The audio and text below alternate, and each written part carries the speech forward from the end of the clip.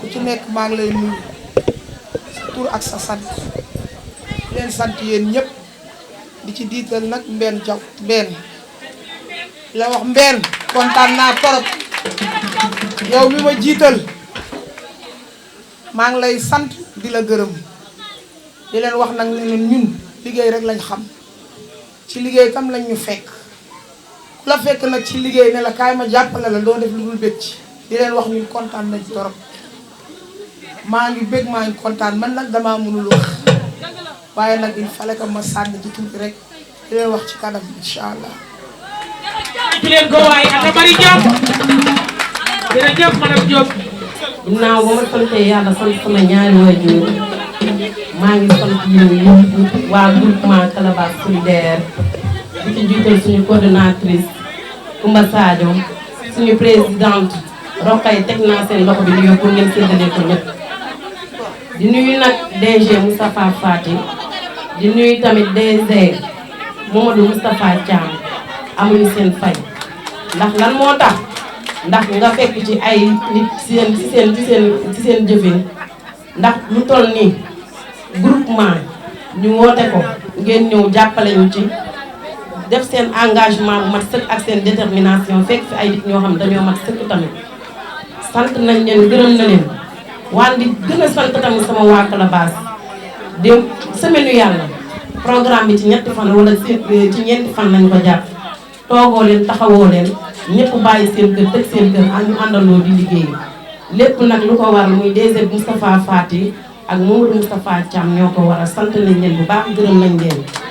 lii nag ku mu daw yaramam sa yaram du daw ndax ci bàyyi ñëpp ñëw ni yéen laa bëgg a jàppale ci financement yéen laa bëgg a jàppale ci formation yéen laa bëgg a jàppale ci ay kii yéen laa bëgg a jàppale ci ay ci social daal kon desale toon ñu dara ñoo ngi leen di beral nuyoo tam bu baax di leen wax ni gudd na wante ñu ngi jégg lu baax ndax lii gën a luñu 4 heures lañu bëggoon ma commencé 20 heures mu jeex wante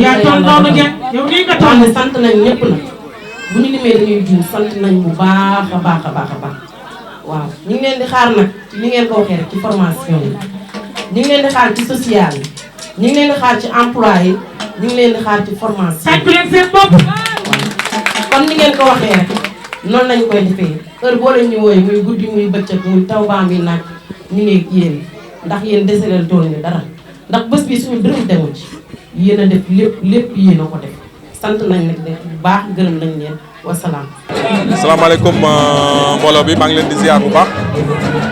di leen sant di leen gërëm si seen teewaay fii ñun ñëpp di leen remercier aussi seen disponibilité bi ngeen am pour ñëw couvrir événement bi. donc ñoo ngi leen di remercier ñëpp di remercier aussi waa Calebasse solidaire ñoom Solange ñoo ngi leen di remercier bu baax a baax seen regroupement bu ñu def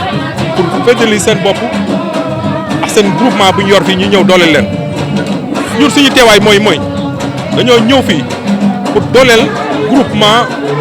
Calebasse et solidaire ñu bokk ñun ñëpp je continue ñu bokk ñun ñëpp féddali suñu doole pour mën a taxawu ndaw ñi. ñun nag groupement jeunesse et avenir dafa taxaw pour jàppale jeunesse bi à ce que am ay orientation ci côté formation ak ci côté liggéey loolu moo tax ñun ñuy jël avec nos maigres moyens di ko déployer ci dëkk bi fépp ci Sénégal ak fépp ci àdduna bi donc lépp luñ mën a def pour réunir jeunes yi boole leen ñu bokk ndey bokk baay xam fuñ jëm suñu objectif nag lenn la mooy dañoo jëm dañ dëgmal ces élections présidentielles. donc il est temps jeunes yi mën a yeewu il est temps ñu boole suñu doore xam kan lañ bëgg a fal xam kan lañ fiy teg parce que dëkk bi metti na xale yaa ngi jël géej gi xale yi amatuñ liggéey xale yaa ngi dee si àll bi il est temps nag suñu ministre de l'emploi ministre de la jeunesse Pape Malick Ndour mu focus ci jeunes yi wax bi jaru ko yenn en fait jeunes yi ñoo soxla fast track léegi utal leen ay emploi orienté leen ci ay formation man loolu laa gëm te si tànk yooyu la ñuy dox képp ku ñu mën a jàppale si yoolu ñëwal ñu boole suñu doole pour ñëw teg la fi ñun loolu mooy suñu kii ñun ak waa Calebasse solidaire gërëm nañ leen sant nañ leen bu baax a baax a baax a baax ay ñoom Solange ñoom ñëpp ñu ngi leen di gërëm bu baax fii si Dalifort léegi nag soo gisee affaire bi mu xaw a gaaw nii parce que waa Rufisque tamit ñoo ngi ñuy xaar amuñu temps déjà foofu la ñuy dem nii fépp suñ mën dinañ fa dem dinañ dajale ndaw yi accompagner leen def lépp lu ñuy mën ak suñu doole ak lépp pour jeunes yi mën a kéew pour ñu Sénégal mën a jëm si kanam wasalaam.